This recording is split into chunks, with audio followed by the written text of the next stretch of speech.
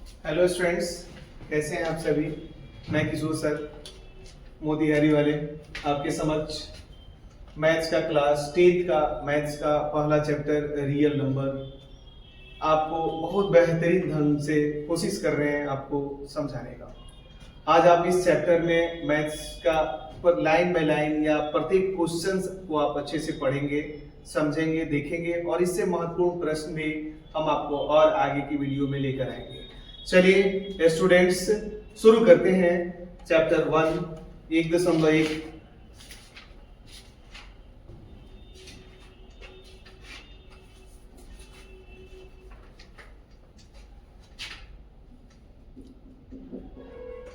पहला क्वेश्चन है, निम्नलिखित संख्याओं का एचसीएफ ज्ञात करने के लिए यूक्लिड विभाजन एल्गोरिथम का प्रयोग कीजिए। सबसे पहले ऊपर लिख देंगे हम लोग दिया हुआ है।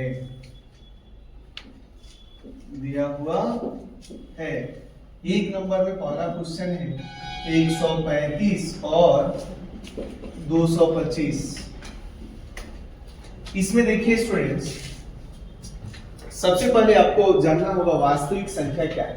तो चैप्टर है हमारा वास्तविक संख्या। इंग्लिश होता है रियल नंबर।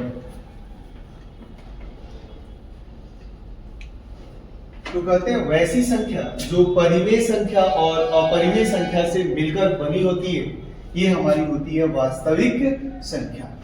जो संख्या परिमेय संख्या और अपरिमेय संख्या से मिलकर बनी होती है वो होती है हमारी वास्तविक संख्या।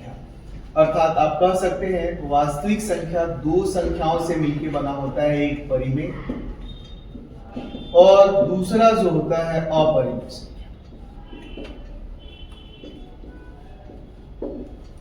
अपरिमेय संख्या आप बेसिक क्लास में पढ़े होंगे। परिमेय संख्या किसे कहते हैं? तो वैसी संख्या जो p/q के रूप में हो और q 0 नहीं हो, उसको हम लोग क्या कहते हैं? परिमेय संख्या। अपरिमेय संख्या किसे कहते हैं? तो वैसी संख्या जो p/q के फॉर्म में ना हो, p/q के फॉर्म में नहीं हो, उसको हम लोग कहते हैं क्या? वास्तविक संख्या, सॉरी अपरिमेय संख्या। क्या कहते हैं? अपरिमेय संख्या। आगे हम लोग को पढ़ना है इसमें यूक्लिड विभाजन। क्या पढ़ना है? यूक्लिड्स विभाजन। यूक्लिड महोदय ने किसी संख्या को बांटने के लिए दो मेथड्स बताया। कौन कौन सा?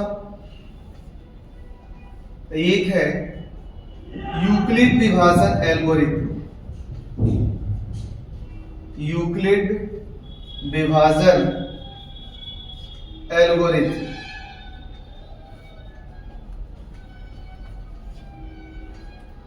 दूसरा है अंकगणित की आधारभूत प्रमेय। अंकगणित की आधारभूत प्रमेय।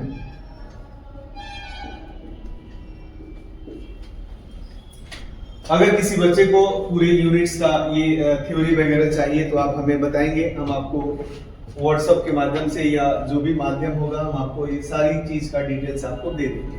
अब आइए, यूक्लिड महोदय ने किसी भी संख्या को बांटने इसके दो मेथड्स बताए। पहला जो है यूक्लिड विभाजन एल्गोरिथम और दूसरा है अंकगणित की आधारभूत प्रमेय। प्रश्न उठता है यूक्लिड विभाजन एल्गोरिथम क्या है? तो यूक्लिड महोदय ने दो धनात्मक संख्या लिया, एक a और b। दो धनात्मक पूर्णांक या संख्या लिए जिन्होंने क्या किए? a को b से इस प्रकार विभाजित किया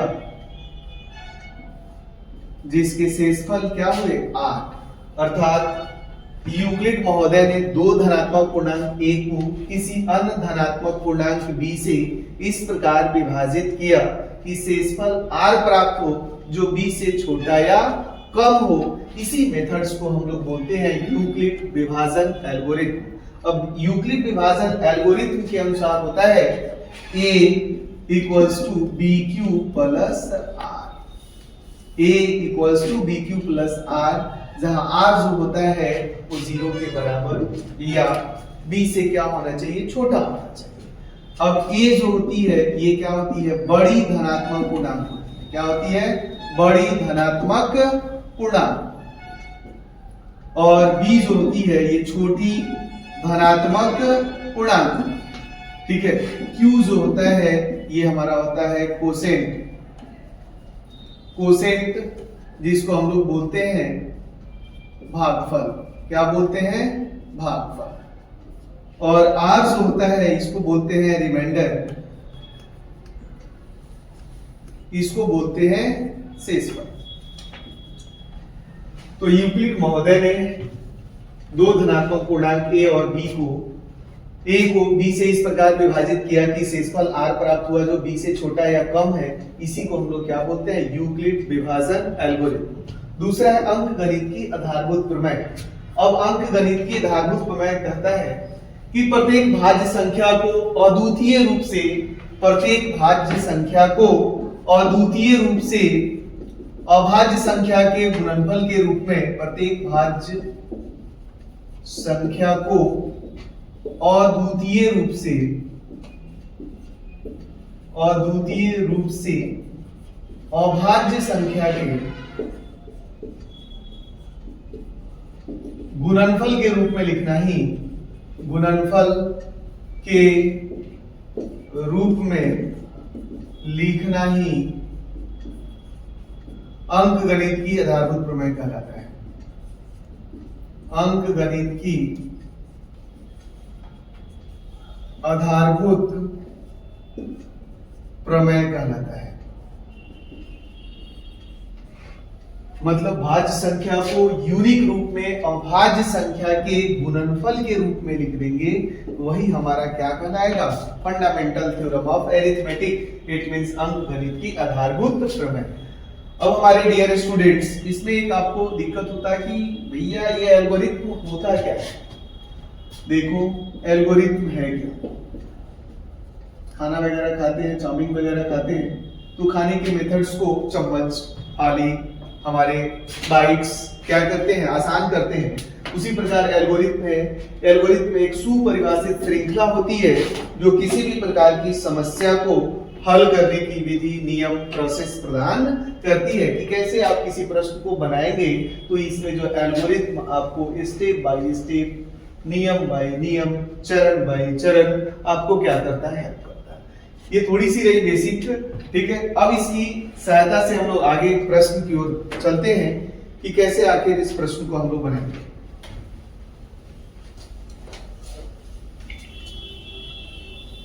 चलिए स्टूडेंट्स देखते हैं पहला नंबर क्वेश्चन। पहला क्वेश्चन है, इसमें 135 और 225 आपको दिखने से लग रहा होगा कि इसमें बड़ी संख्या कौन सी है। तो आप लिख सकते हैं बड़ी संख्या। हमारे बिहार में, हमारे मोतिहारी में खासकर मैथ सब्जेक्ट से हमारे बहुत प्यारे स्टूडेंट्स डरते हैं। स्टूडेंट्स मेरे डियर्स, डरो नहीं, क्योंकि आपके साथ है किशोर सर, जो आपके मैथ्स का गर्दा का धुआं उड़ेगा। और छोटी संख्या या छोटी पूर्णांक b जो होगा ये 135 होगा, ठीक है। अब आप यहाँ लिखेंगे एल्गोरिथम के अनुसार। अभी बताए हैं एल्गोरिथम क्या करता है, तो किसी भी प्रकार की समस्या को हल करने का विधि प्रदान करता है, नियम प्रदान करता है कि कैसे आप किसी समस्या को, किसी मैथ्स को बनाएंगे। एल्गोरिथम के अनुसार से होता है a बराबर bq प्लस r। अब यहाँ आप स्टेप लिख सकते हैं, स्टेप 1। हिंदी लिखना चाहे तो चरण 1, प्रक्रिया 1 कॉमा डाल दीजिए। और बड़ी पूर्णांक a की जगह आप देखो कितना है 225, b की जगह क्या हो जाएगा 135। देखिए इससे इसे डिवाइड करेंगे आप। हम यहाँ डिवाइड दिखा रहे हैं 125 और ये 200, इससे डिवाइड करेंगे एक बार में 135, ये इतना आ जाएगा 90। इसको बोलते हैं Q, इसको बोलते हैं R। तो देखिए A की जगह रख दिए, B की जगह, Q की जगह क्या हो जाएगा 1 और शेषफल R की जगह 90, ठीक है। ये देखिए तब तक प्रोसेस करना है जब तक आपको 0 शेषफल नहीं आ जाता। इसमें आप देख रहे हैं कि शेषफल 0 नहीं है बल्कि क्या है 90 है, तो यहाँ लिख देंगे शेषफल 0 के बराबर नहीं है। अब अगले स्टेप में स्टेप 2 देखिए बराबर के ठीक बाद वाला a हो जाता है दूसरे स्टेप में, और लास्ट वाला जो हो जाता है वो b हो जाता है। फिर से एल्गोरिथम के अनुसार से a equals to bq plus r क्या हो जाएगा ए बराबर बी क्यू प्लस आर, ये दूसरा स्टेप हो जाएगा। ये आप लिख सकते हैं चरण 2। ए की जगह आप देखिए कितना है 135, बी की जगह कितना है 90, कितना बार में, फिर डिवाइड करो जी, 90 डिवाइड 135 कितना आएगा एक बार में 45 होगा। ये हमारा हो जाएगा Q, ये हो जाएगा R। अब देख रहे हैं A बराबर बी क्यू, Q की जगह 1 और शेषफल R की जगह 45। अभी भी हम देख रहे हैं कि शेषफल जो है 0 नहीं आया। फिर हमारी प्रोसेस आगे बढ़ते रहेगी। दूसरे स्टेप में देखिए बराबर के बाद क्या है, इसको A, लास्ट में क्या है ये B। फिर से एल्गोरिथम के अनुसार A बराबर बी क्यू प्लस R। अब ये क्या हो जाएगा अगला स्टेप, स्टेप 3। A की जगह क्या हो जाएगा 90, B की जगह 45। अब इससे डिवाइड करके देखिए 45 भागा 90, 90 भागा 45, 45 दूना 90 कट जाएगा मालिक, क्या आ जाएगा 0। शेषफल क्या आ गया 0, अर्थात R बराबर 0। जिस स्टेप में आपका शेषफल 0 हो जाए बराबर के ठीक बाद वाला HCF होगा। तो HCF दो संख्या है 135 और 225, इसका HCF कितना हो जाएगा 45। ये आपका आंसर। चलिए स्टूडेंट्स अगला देखते हैं।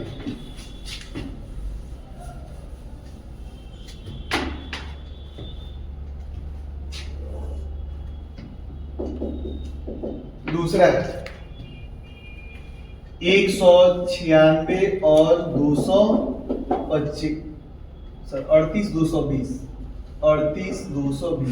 ऊपर आप लिख देंगे दिया हुआ है।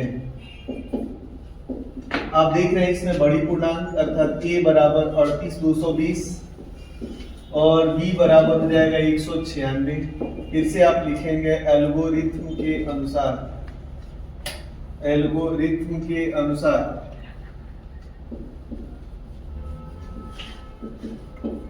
क्या होता है A बराबर B Q plus R. Step 1 A की जगह हो जाएगा 38 220 और यहाँ हो जाएगा 196। जब आप इससे भाग करेंगे 196 को 195 बार में तो ये पूरा कट जाएगा। यहाँ R बराबर 0।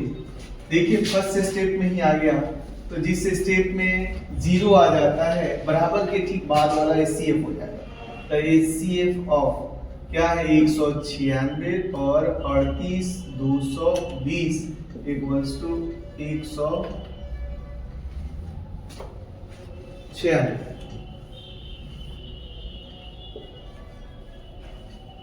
अगला ये क्वेश्चन नंबर 3। दो संख्या फिर से है,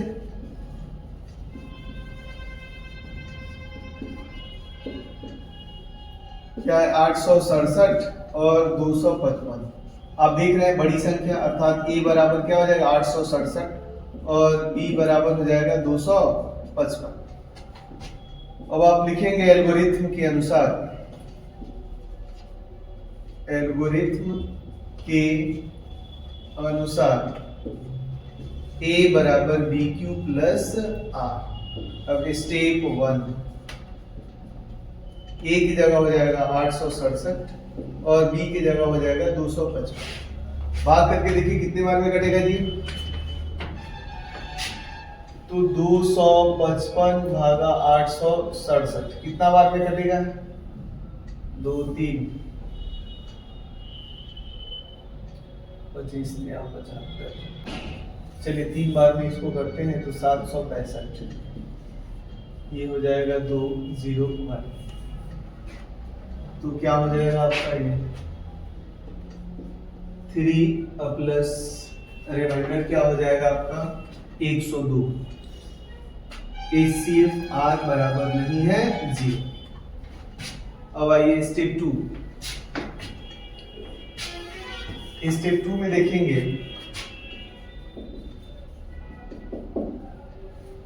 कौन सा बाहर निकल जाएगा कि 255, यहाँ हो जाएगा 102 कितने बार में 2 बार में शेषफल हो जाएगा 51, r बराबर नहीं है 0, क्योंकि देखिए 255 और इसको करेंगे तो 204, एक और कितना हो जाएगा 51, ठीक है। अगला स्टेप में आएंगे, कौन सा बाहर निकल जाएगा 102, यहाँ क्या हो जाएगा 51, 2 टाइम शेषफल क्या हो जाएगा 0, r बराबर 0, HCF आपका हो जाएगा कितना 51। जैसे आप वो देखिए सेम टू सेम ऐसे।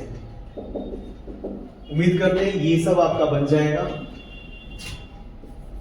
आप हमें 2 क्वेश्चन दे रहे हैं, आप हमें हमें बताएंगे बनाकर कि क्या इसका HCF आया। हमें आप मैसेज करेंगे 140 और 250। दूसरा क्वेश्चन है 130 और 340। उम्मीद करते हैं हमारे प्यारे स्टूडेंट्स, ये 1 नंबर क्वेश्चन है, आपको यूक्लिड विभाजन से HCF निकालने आ जाएगा। उसके बाद आप बना के हमें मैसेज करेंगे कि आपका इसका आंसर क्या है।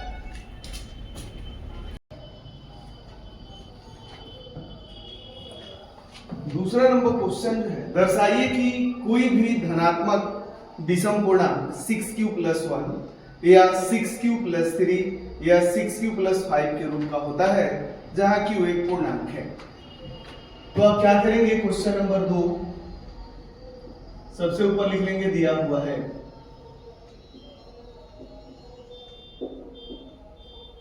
क्वेश्चन कह रहा है कोई भी धनात्मक विषम पूर्णांक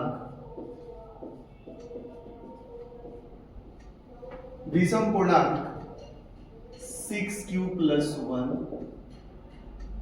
6q + 3 या 6q + 5 के रूप का होता है, जहां q कोई पूर्णांक है।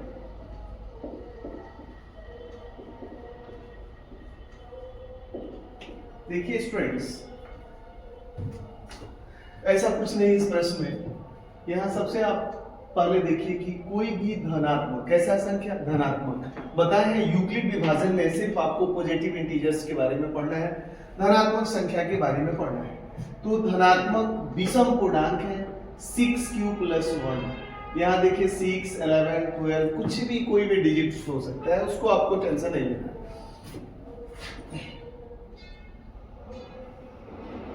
आप यहाँ देखेंगे 6q + 1 आपको पहले वाले या यूक्लिड विभाजन एल्गोरिथम के अनुसार होता है a = bq + r। यहाँ देखिए bq + r 6q + 1, it means यहाँ 6q + r की जगह क्या है 1 है, 2, 3 है, 5। ठीक है, तो आप क्या करेंगे, लिखेंगे एल्गोरिथम के अनुसार।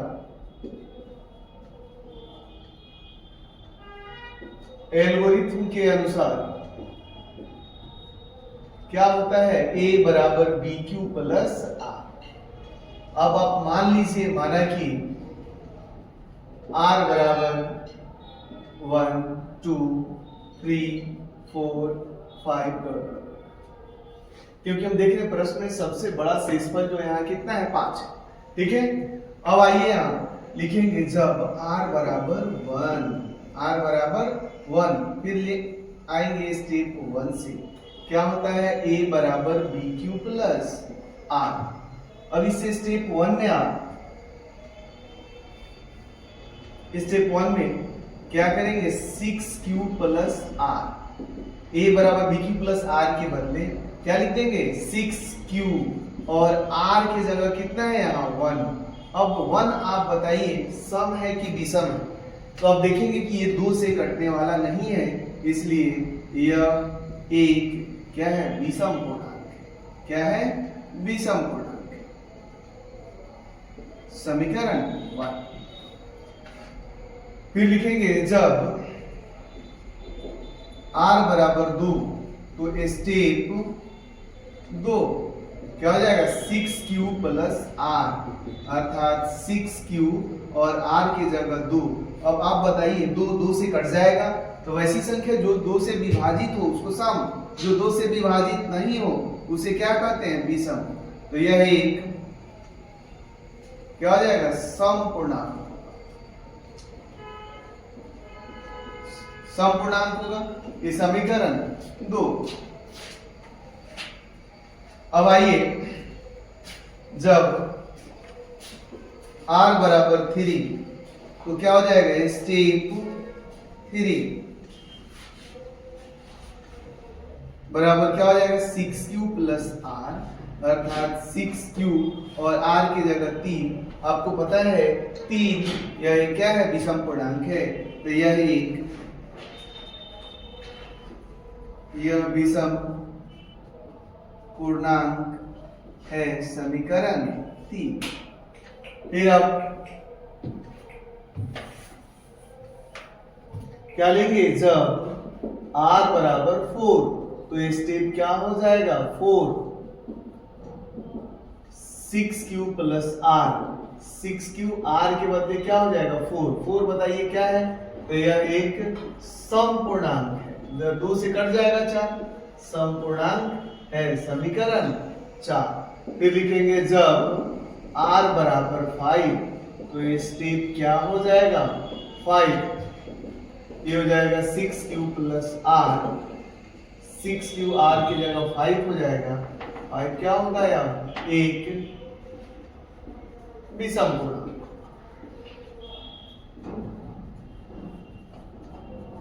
समीकरण 5 आप देख रहे हैं प्रश्न में पूछ रहा है सिर्फ विषम के रूप में, किसके रूप में विषम के रूप में। तो विषम के रूप में देखिए समीकरण 1 है, समीकरण 3 है और समीकरण 5 है। तो लिखेंगे अतः समीकरण 1 3 एवं 5 से स्पष्ट है कि क्या हो जाएगा, क्वेश्चन को कट कॉपी पेस्ट कर दीजिए, कोई भी धनात्मक विषम पूर्णांक 6q प्लस 1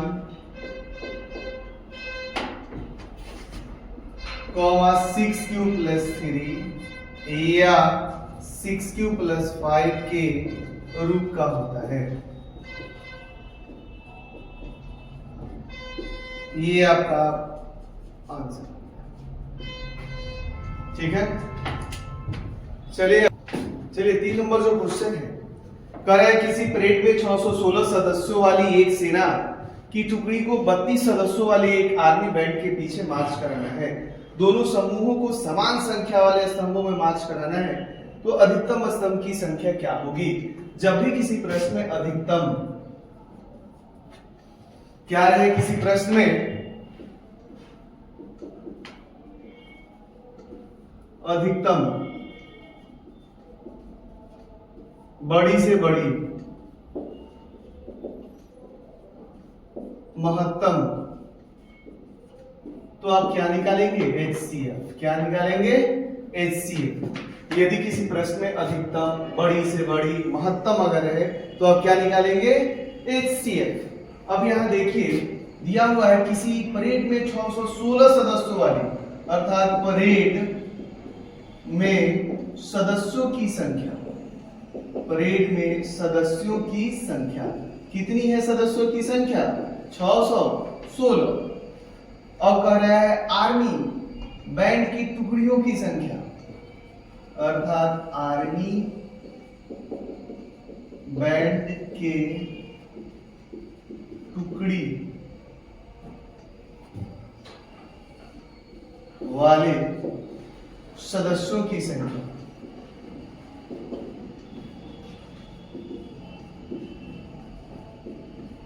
कितना है 32।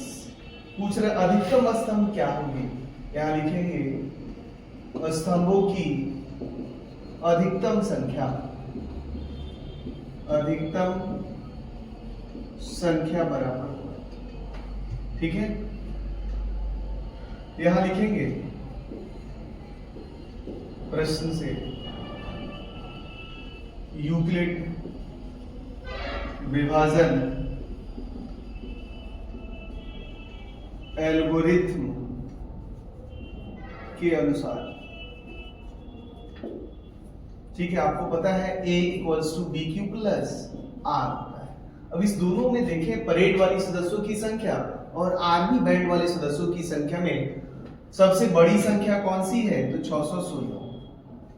और छोटी संख्या कितना है? 32। अब निकालिए इसको। स्टेप 1 क्या हो जाएगा? 616 इधर 32। अब भाग करेंगे इसको। 32 भागा 616, एक बार में 32, ये आपका हो जाएगा 9, 5 में से 3 गया 2 और ये 6। फिर अब भाग कीजिए 9 बार में, 9 दूना 18, 1 9 3 27, 28, 8। ये क्या हो जाएगा? 19। भागफल है आपका 19 और शेषफल बच गया 8। देखिए क्या r बराबर 0 है? तो नहीं। अब अगले स्टेप में देखेंगे, 32 बाहर हो जाएगा और जो शेषफल है वो क्या हो जाएगा? b हो जाएगा। इससे भाग करेंगे 800 का 32, शेषफल होता है 0। इट मींस r बराबर 0।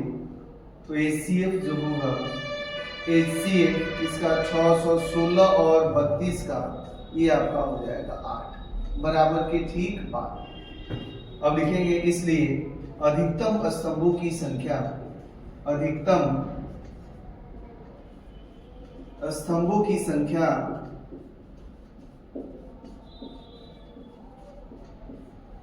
बराबर 8 आंसर। मेरे प्यारे, मैथ्स बहुत आसान होता है, फिर भी बच्चों को लगता है कि भारी है।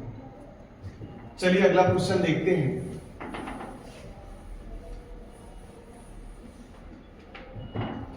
अगला क्वेश्चन है क्वेश्चन नंबर 4। यूक्लिड विभाजन एल्गोरिथ्म का प्रयोग करके दर्शाइए किसी धनात्मक पूर्णांक का वर्ग किसी पूर्णांक m के लिए 3m या 3m प्लस 1 के रूप का होता है। क्वेश्चन नंबर 4, जब भी किसी प्रश्न में दर्शाइए हो तो आप लिख दे दिया हुआ है, और दर्शाइए के बाद वाले अंक को लिख दे। जो प्रश्न है, दर्शाइए के बाद आप देख रहे हैं किसी, लिखें किसी धनात्मक पूर्णांक का वर्ग किसी पूर्णांक m के लिए, पूर्णांक का वर्ग किसी पूर्णांक m के लिए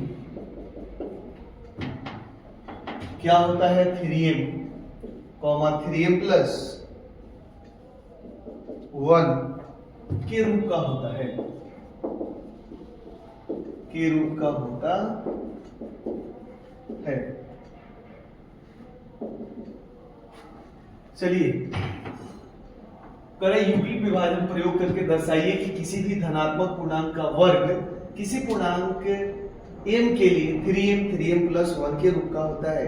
इट मींस यहां जो कह रहा है किसके लिए? वर्ग के रूप में कह रहा है। तो आप लिखेंगे यूक्लिड विभाजन एल्गोरिथ्म के अनुसार। इट मींस एल्गोरिथ्म के अनुसार क्या होता है? a बराबर बी क्यू प्लस आर। ठीक है, अब पहले स्टेप में आइए। स्टेप फर्स्ट, 3m का वर्ग कहने को कह रहा है, तो 3m का वर्ग करेंगे, अर्थात 3m को कितना बार गुना करेंगे? 2 बार। 3 तिहाई 9 m स्क्वायर।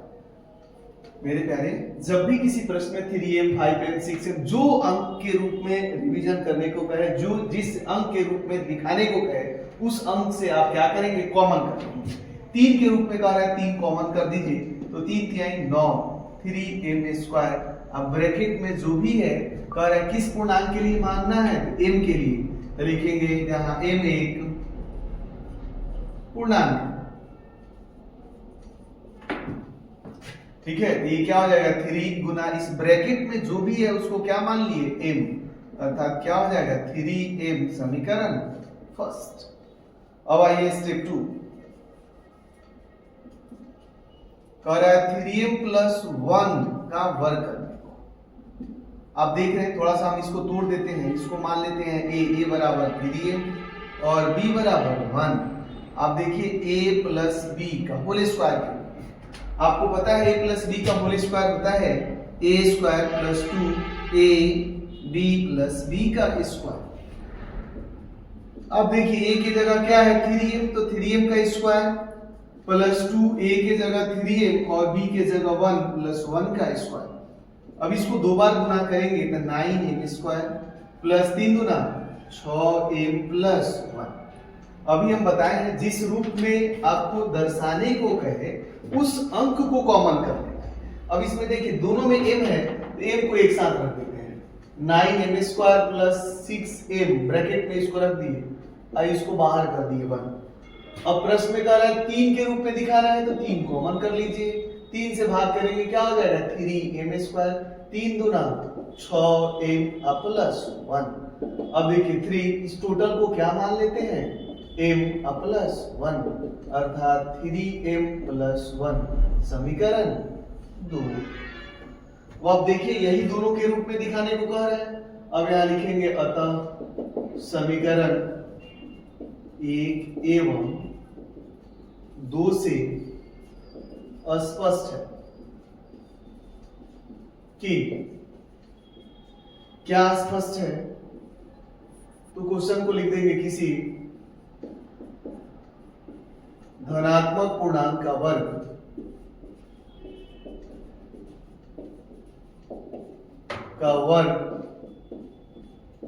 किसी पूर्णांक m के लिए, किसी पूर्णांक m के लिए क्या होता है 3m, 3m + 1 के रूप का होता है।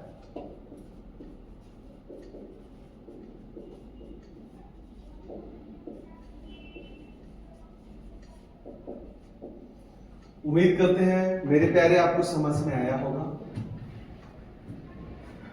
अगर आपको समझ में नहीं आया या किसी प्रकार का दिक्कत हो आप हमें कमेंट्स के माध्यम से बताएं, और हमारी वीडियो अच्छी लग रही हो तो आप ज़्यादा से ज़्यादा अपने दोस्तों के बीच शेयर करें, लाइक करें और ढेर सारे प्यार करें। चलिए स्टूडेंट्स इससे आगे बढ़ते हैं लास्ट क्वेश्चन पे, क्वेश्चन नंबर 5।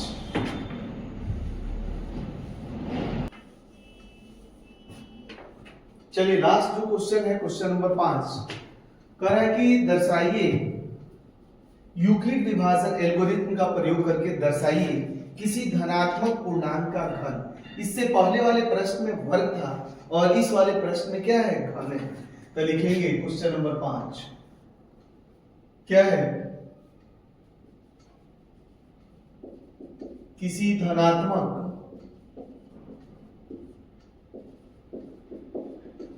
पूर्णांक का घन 9m + 1 या 9m + 8 के रूप का होता है।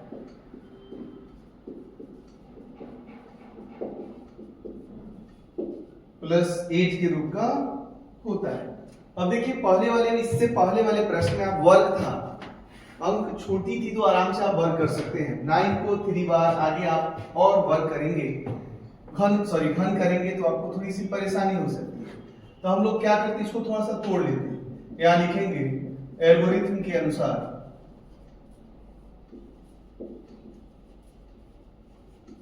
एल्गोरिथ्म के अनुसार क्या होता है, बोलिए मालिक, a बराबर bq + r होता है। चलिए मान लेते हैं, माना कि यह पूर्णांक जो है, यह पूर्णांक क्या होता है 2m + 1 या 2m + 2 डॉट डॉट के रूप का होगा। यह मान लेते हैं क्या 3m + 1 या 3m + 2 डॉट डॉट के रूप का होगा। या मान लीजिए 4m + 1 या 4m प्लस 2 डॉट डॉट के रूप का होगा। आप इसी प्रकार भी आगे बढ़ते हुए एक समय आएगा कि आप 9m तक पहुंच जाएंगे, तो उतना हमें नहीं लेना है। अब आप देखो कि क्या 2 को 3 बार गुना करेंगे 9 आएगा? क्या 4 को कभी 9 आने की पॉसिबिलिटी है? नहीं है। तो हम लिखेंगे चूंकि हमें क्या है 3 के गुणज के रूप में दिखाना है, गुणज के रूप में दिखाना है।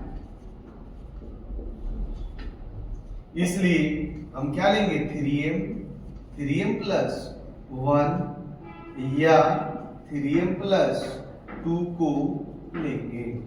किसको लेंगे? अब आइए स्टेप 1 में। स्टेप 1 3m का आप घन कीजिए। घन मतलब होता है 3 बार गुना। कितनी बार गुना? 3 बार। तो 3m गुना 3m गुना 3m आप गुना करेंगे। 3 गुना 3 गुना 3 कितना हो जाएगा? 27m कितना बार है? 3 बार है। पहले बताए हैं प्रश्न में जो पूछे किसके रूप में? 9 के रूप में दिखाना है, तो आपको क्या करना है? 9 कॉमन कर लेना है।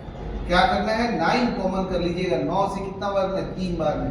फिर m क्यों ब्रैकेट में जो भी है उसको क्या मान लेना है? m एक पूर्णांक है। क्या है? m एक पूर्णांक है। आप देखेंगे 9 आप गुना ये टोटल क्या हो जाएगा? m अर्थात 9m समीकरण 1। अब अगला ये स्टेप 2 क्या है? 3m प्लस 1 का क्या करते हैं? घन करते हैं। आप देखिए ये a है और ये b है। a प्लस b के होल क्यूब के होल क्यूब पे आधारित है। आप ले लीजिए a बराबर 3m और b बराबर 1। आपको पता है a प्लस b का होल क्यूब होता है a cube plus 3ab into a plus b plus b का क्यूब। इसी पे आप इसको रख देंगे। a की जगह क्या हो जाएगा? 3m का क्यूब प्लस 3a की जगह हो जाएगा 3m और b की जगह 1 और ये हो जाएगा 3m प्लस 1 प्लस 1 का क्यूब। क्या हो जाएगा? 1 का क्यूब। अब आप 3 को 3 बार गुना करेंगे तो कितना हो जाएगा? 27m क्यूब प्लस 3 3 9 m आई तो क्या हो जाएगा? 3m प्लस 1 का क्यूब अर्थात 1। अब देखिए ये हो जाएगा 27m क्यूब। इसको गुना कीजिएगा तो 27m स्क्वायर प्लस क्या हो जाएगा? 9m plus 1। ठीक है। अब क्या करेंगे? m वाले सबको एक साथ रख देंगे।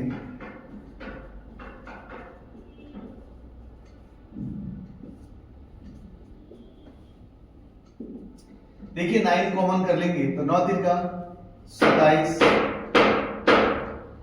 फिर 9 तिरका 27 9 निकल जाएगा। क्या हो जाएगा? a प्लस 1 ब्रैकेट में जो भी है।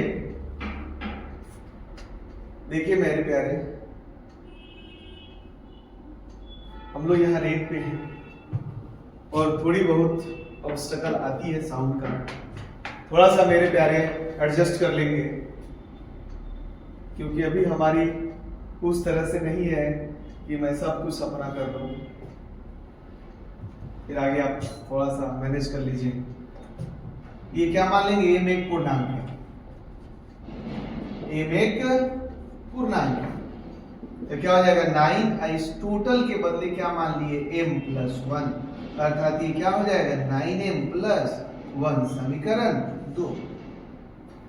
अब आइए इसी प्रकार बनाएंगे स्टेप 3। स्टेप 3 क्या हो जाएगा? 3m प्लस 2 का घन करेंगे। देखिए ये a हो गया और ये b हो गया। a प्लस b का होल क्यूब यहां आप लिख सकते हैं। यहाँ a बराबर 3m और b बराबर 2। अब a प्लस b का होल क्यूब होता है a cube plus 3ab into a plus b plus b का क्यूब। आप देखिए a की जगह क्या रख देंगे? 3m का क्यूब प्लस 3a की जगह 3m b की जगह 2 इंटू क्या हो जाएगा? 3m प्लस 2 प्लस 2 का क्यूब। 3 को 3 बार गुना करेंगे कितना हो जाएगा 27m क्यूब प्लस 3 3 9 गुना 18m, ये हो जाएगा 3m प्लस 2 अब प्लस 2 को 3 बार गुना करेंगे 2 गुना 2 गुना 2 अर्थात ये कितना हो जाएगा 8। अब देखिए ये 27m cube plus 18 3 54m square plus 18 दूना 36m प्लस 8 सब m वाले को एक साथ रख देते हैं। फिर क्या करेंगे 9 क्योंकि प्रश्न में कह रहा है 9 के रूप में दिखाना है 9 से भाग करेंगे 9 से 27 कितना बार में 3 बार में, ये कितना बार में 6 बार में और ये कितना बार में 4 बार में प्लस क्या हो जाएगा 8 ब्रैकेट में जो भी है उसको क्या मानेंगे तो ये में एक पूर्णांक है। अब क्या हो जाएगा 9 इसके बदले m प्लस 8 अर्थात ये हो जाएगा 9m प्लस 8 समीकरण 3। अब लिखेंगे अतः समीकरण 1 2 एवं 3 से स्पष्ट है, 3 से स्पष्ट है कि क्वेश्चन लिख देंगे किसी भी धनात्मक पूर्णांक का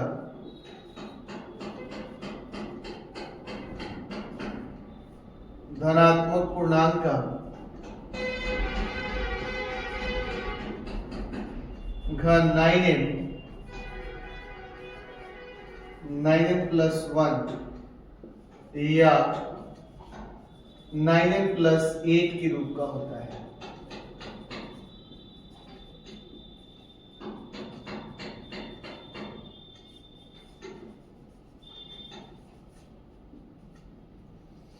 मेरे प्यारे स्टूडेंट्स ये क्लास 10 का आपका वास्तविक संख्या का 1.1 पूरा खत्म हुआ।